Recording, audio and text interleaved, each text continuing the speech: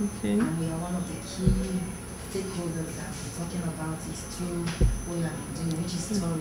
Yes. What I really want to do is, first of all, before we go deeper into what we're going to talk about, what is your view about diversifying the Nigerian economy? Yes, thank you very much. I think it's absolutely vital that Nigeria takes a concerted effort, makes a concerted effort to diversify its economy away from total dependence on oil to other activities, economic activities like tourism. We're already doing agriculture, it is working. We need to go into tourism. Export has also commenced.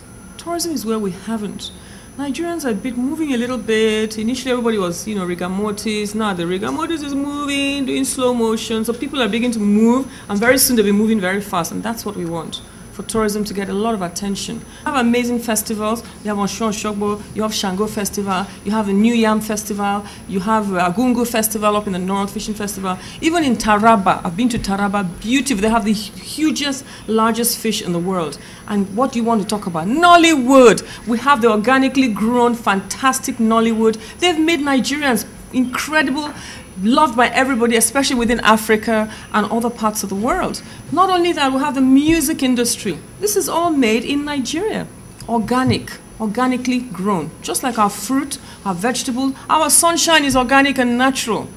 Everything about Nigeria is beautiful. The weather is excellent. The people are the most organic and beautiful people. We're warm people. We always love and embrace people. We need people to begin to enjoy the beautiful natural assets that God has blessed us with.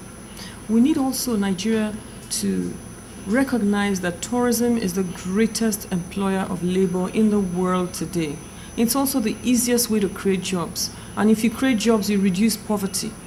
You empower women and the youth. And that is the focus of this government. One of the reasons why we do domestic tourism, apart from the reason that we must lead by example, we must say that the taste of the cake is in the eating, in the sense that before I can begin to market Nigeria to other people and even to Nigerians, they must see that I've been there. They'll say, but she was there, we better go and see. She must know what she's saying. Or they'll say I'm a JJC who knows nothing. But more importantly, creation of jobs, 2, empowering the grassroots. I mean, these are key things. Now, also engaging the youth. Fourthly, is that we will reduce urban migration. Now, if we can reduce people migrating away to the city when it's a no man's land, they throw things all over the place because they don't have any sense of belonging.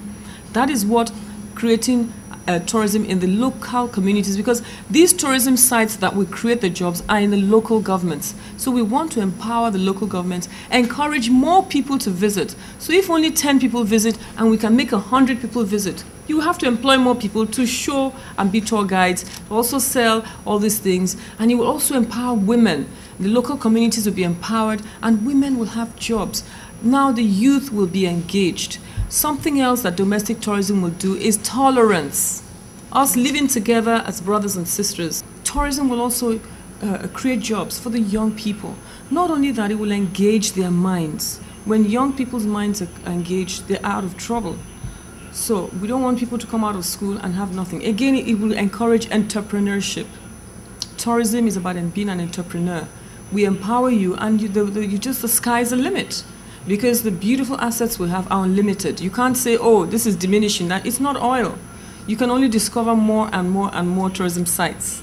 As you can see, I've traveled around the whole country. The 6th geopolitical zone have covered over 20 states. What am I looking for? I want to see for myself what Nigeria has to offer. The global GDP contribution to tourism in the world today is about $7 trillion US. And that comes to about 9.3%. 9.3% tourism's global contribution to the GDP. So that shows you that tourism is the largest employer of labor. Why should Nigeria be left out of that? We don't have to spend. We just need to make the environment conducive. But we ourselves must lead by example. As the tourism chief, I can proudly say to you, I speak my Nigerian languages, so culture is very important. We must preserve our culture, and that is what domestic tourism is all about. The contribution of Nigeria to tourism is about 4%. It's approximately 4%. It's been pretty stable. The year in 2013 it was 4%. It has moved marginally from 4.037 million tourists to 4.803. So it's a marginal move. By the time we move on to after the elections, it will probably rise a bit more. Even the elections will attract people to Nigeria. In 2013, religious tourism contributed 1 million. 1 million people were in Nigeria specifically for religious tourism reasons. So now you see, we have a potential of what Israel has. Have you been to Aokwe? Aokwe is in Benue State. Aokwe has the most beautiful healing. It's like another Jerusalem. People don't know about these things. We are filming them. We're going to all this, we're discovering jewels in the Nile in all parts of Nigeria, and we must showcase them. Tourism visitors for Osun Osogbo last year, we had about 22,000 tourists. I have pictures of myself with Brazilians there, people from Canada, people from Spain, from Italy. They were all there to do what? To see and witness Osun Osogbo festival, because it's something they've heard about and they're intrigued by it and just want to come and see what it's all about. And that is why I am appealing to Nigerians, wherever you are, whatever state you are, forget about the challenges of security. It is not a global, it's not in all parts of Nigeria.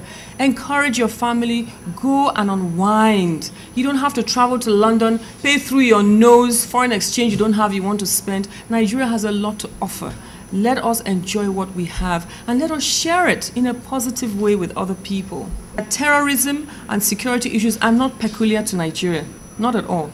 Second of all, it is pretty much a very new concept in Nigeria compared to other more sophisticated countries that have been dealing with it. Look at a country like Israel. Today, Israel is famous for religious tourism. Yet, Israel began to deal with tourism since 1946. Imagine how many years ago that was. And they're still dealing with it. United States of America, in spite of their sophistication in espionage and everything, they were sprung a surprise was sprung on them. They didn't even know how the Twin Towers came down. Till today, nobody in America can really say they have the full facts of what happened. Terrorism in Nigeria is known in very few areas. It's just like when Ebola came. I was invited to London to give a talk, and I made it very clear. I said, look, Ebola does not stop tourism. I went to Shango Festival. It was in August when it was fully attended. I went to Osun Osogbo Festival, fully attended. I went to New Yam Festival, Ugbo Uku in the East, fully attended. What is the statistics of 2013 compared to 2014?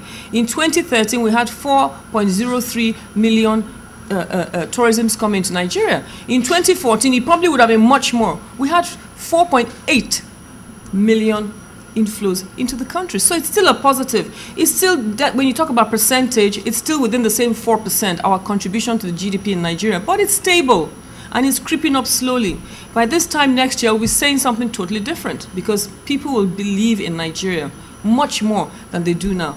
There is no departure. The airports are full. People are here on a daily basis. We take statistics. There's no airport in Nigeria that is not full of expatriates. So anybody telling you that expatriates are running out, they're lying. They're deceiving you. Nigeria is still the most attractive African state today, and it's still the next frontier. And anybody who has something to look for is looking for it in Nigeria. All we're saying is that when you come here for business tourism, don't just take the money and go. Stay here, spend your dollars in Nigeria, and then I'll be happy and I'll stop I'll stop nagging people. Tourism is a private sector activity. You cannot leave it to the government alone to do. We cannot. And I believe that is why a woman was chosen for this job, because we don't give up. There are 170 million Nigerians in this country today. Let's say that only just 20 million Nigerians decide to spend their $2,000 per capita income to travel within Nigeria. What is that potential? That is a potential of $4 billion US. That is numbers, strict numbers based on facts. That is the potential that the Nigerian tourism can contribute to the economy without sweating, without digging and drilling, without pipes being broken. It's just a positive, because as you do it, you enjoy it. I'm working, but I don't know if you've seen my pictures. I'm always smiling because I'm having fun. I'm riding. I rode on a big canoe from Taraba State all the way to Benue. It was fun. I was there on a boat, enjoying myself. But that is just to tell you the exuberance that Nigeria has to offer. And we must tap into it. Don't let it flow by. You must tap into it and cling on to it and be a part of it. Because once this thing starts, you'll miss the boat, you can't get on it. So it is not only government alone that should do it? Not at all. Private sector, that is my dream, that private sector will take ownership. And every private sector, Ilobirin and Bayelsa, the oil and gas must adopt and put there. Big branding. Just like the project we're going to do in Lagos State, we want them to brand it, to proudly say that Nigeria has done good to me.